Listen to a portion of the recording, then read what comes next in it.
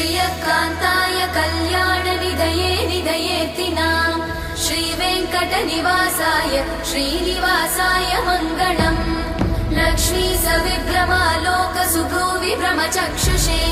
चक्षुषे सर्वलोकानां वेङ्कटेशाय मङ्गलम् श्रीवेङ्कटाद्रिशृङ्गाग्रमङ्गलाभरणाग्रये मङ्गलानां निवासाय श्रीनिवासाय मङ्गलम् सर्वावयव सौन्दर्य सम्पदा सर्वचेतसां सदा सम्मोहनायास्तु वेङ्कटेशाय मङ्गलम् नित्याय निरवध्याय सत्यानन्दचिदात्मने